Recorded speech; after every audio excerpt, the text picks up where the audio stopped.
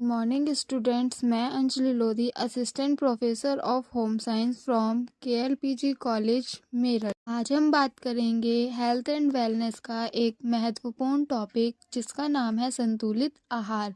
संतुलित आहार क्या होता है? हमारे आहार में विभिन्न प्रकार के सभी पोषक पदार्थ ऐसे अनुपात में उपस्थित होने चाहिए जिससे कि हमारे शरीर की सभी आवश्यकताओं की निरंतर पूर्ति होती रहे। ऐसे आहार को हम संतुलित आहार कहते हैं। अन्य शब्दों में हम संतुलित आहार को इस प्रकार परिभाषित कर सकते हैं: ऐसा आहार जिससे सभी आवश्यक पोषक तत्व जैसे कि कार्बोहाइड्रेट, प्रोटीन, वसा, खनिज लवण, विटामिन और जल उचित मात्रा में विद्यमान हो, उसे हम संतुलित आहार कहते हैं। बात करते हैं संतुलित आहार का क्या महत्व होता है। संतुलित आहार से हमें अच्छा शारीरिक और अच्छा मानसिक स्वास्थ्य प्राप्त होता है। यह शरीर के उचित विकास में हमारी मदद करता है, काम करने की क्षमता को बढ़ाता है तथा संतुलित आहार के द्वारा रोग प्रतिरोधक क्षमता को बढ़ाया जा सकता है। आगे हम बात करते हैं संतुलित आहार के घटक, जिसमें से सबसे पहले हम जानते हैं वसा के बारे में।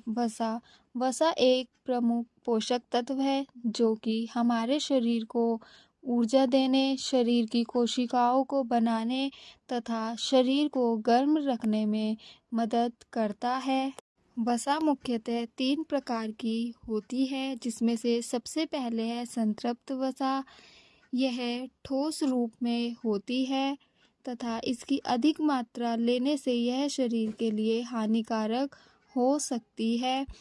संतृप्त वसा के उदाहरण हैं घी, मक्खन, नारियल तेल आदि। वसा का दूसरा प्रकार है असंतृप्त वसा। यह तरल रूप में होती है तथा यह शरीर के लिए लाभदायक भी होती है। इसके उदाहरण हैं सरसों का तेल, जैतून का तेल, मूंगफली का तेल आदि। वसा का तीसरा प्रकार है ट्रांस वसा। यह सबसे ज़्यादा हानिकारक वसा होती है तथा यह फास्ट फूड और पैकेट वाले खाद्य पदार्थों में पाई जाती है। ट्रांस वसा के उदाहरण हैं चिप्स, बिस्किट, केक आदि। अब हम बात करते हैं संतुलित आहार के दूसरे घटक की, जो कि है कार्बोहाइड्रेट। कार्बोहाइड्रेट एक प्रमुख पोषक तत्व है जो कि हमारे शरीर को ऊर्जा प्रदान करता है। यह हमारे भोजन का मुख्य हिस्सा होता है। कार्बोहाइड्रेट मक्का, अनाजों, गन्ना, केला, अमरूद आदि में पाया जाता है। आगे हम पढ़ेंगे कार्बोहाइड्रेट के प्रकार। कार्बोहाइड्रेट मुख्यतः 3 प्रकार का होता है, जिसमें से सर्वप्रथम हम बात करते हैं शर्करा। इसको हम सरल कार्बोहाइड्रेट भी कहते हैं। यह जल्दी पच जाते हैं और शरीर को तुरंत ऊर्जा प्रदान करते हैं। इसके प्राप्ति के स्रोत हैं जैसे फल, शहद, चीनी आदि। कार्बोहाइड्रेट का दूसरा प्रकार है स्टार्च, जिसे हम जटिल कार्बोहाइड्रेट भी कहते हैं। इसकी प्राप्ति के स्रोत हैं चावल, गेहूं, दालें, आलू आदि। कार्बोहाइड्रेट का तीसरा प्रकार है रेशा। यह पचता नहीं है लेकिन पाचन तंत्र को स्वस्थ रखता है। इसके प्राप्ति के स्रोत हैं हरी सब्जियां, फल, साबुन। आगे हम बात करते हैं संतुलित आहार के तीसरे घटक की, जो कि है प्रोटीन। प्रोटीन एक महत्वपूर्ण पोषक तत्व है जो शरीर के विकास और मरम्मत में मदद करता है। यह मांसपेशियों, त्वचा और बालों के निर्माण के लिए आवश्यक होता है। प्रोटीन शरीर को ताकत और ऊर्जा भी प्रदान करता है। यह एंजाइम और हार्मोन बनाने में सहायक होता है। हम बात करते हैं प्रोटीन के प्रकार। प्रोटीन को 3 प्रकारों में बांटा गया है, जिसमें से सर्वप्रथम हम बात करते हैं पूर्ण प्रोटीन की। इसमें सभी आवश्यक अमीनो अम्ल होते हैं। यह शरीर के लिए बहुत अच्छे माने जाते हैं। इसकी प्राप्ति के स्रोत हैं दूध, अंडा, मांस, मछली, सोयाबीन आदि। प्रोटीन का दूसरा प्रकार है अपूर्ण प्रोटीन। इसमें सभी आवश्यक अमीनो अम्ल नहीं होते हैं। इसमें केवल एक या एक से अधिक अमीनो अम्ल की कमी होती है। इसकी प्राप्ति के स्रोत हैं दालें, अनाज, मेवा आदि। प्रोटीन का तीसरा प्रकार है पूरक प्रोटीन।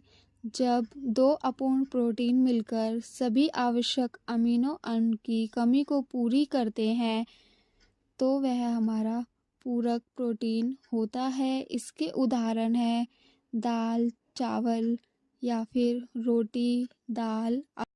आगे हम बात करते हैं विटामिन के बारे में।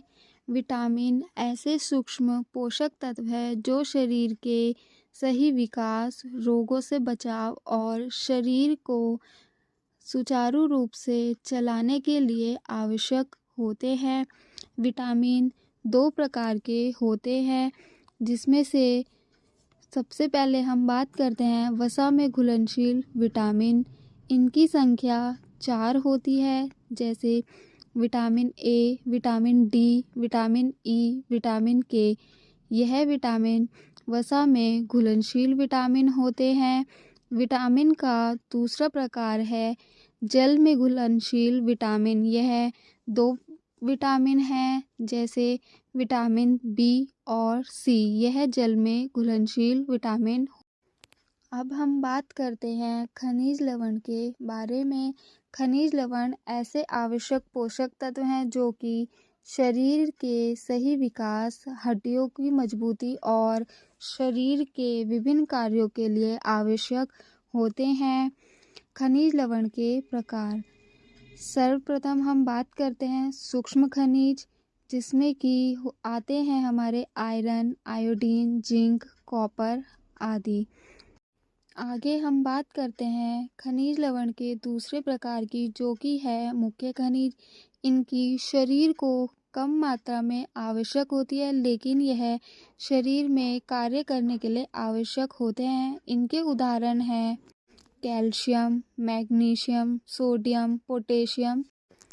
अंत में हम बात करते हैं जल के लिए। जल एक अत्यंत आवश्यक पोषक तत्व है जो कि हमारे शरीर का लगभग 60 से 70% हिस्सा बनाता है और जीवन के लिए अनिवार्य है। जल हमारे शरीर का तापमान नियंत्रित करता है तथा पाचन क्रिया में मदद करता है। जल हमारे शरीर से विषैले पदार्थों को बाहर निकालता है, पोषक तत्वों को पूरे शरीर में पहुंचाता है तथा जल हमारी त्वचा को स्वस्थ और हाइड्रेट रखता है।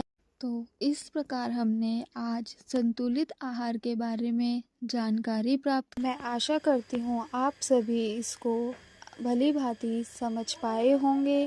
धन्यवाद।